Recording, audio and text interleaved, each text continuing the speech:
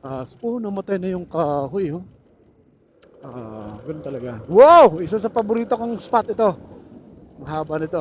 Sana walang batang tumawid at tao, no? Yan! Woohoo!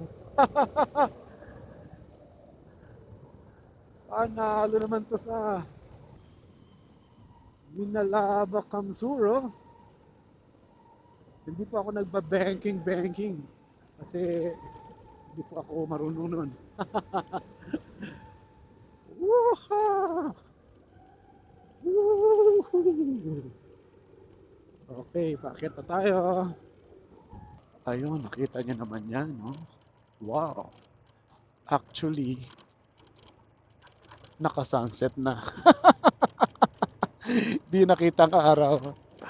Wow! Ito yung pinakamataas na lugar. Sige.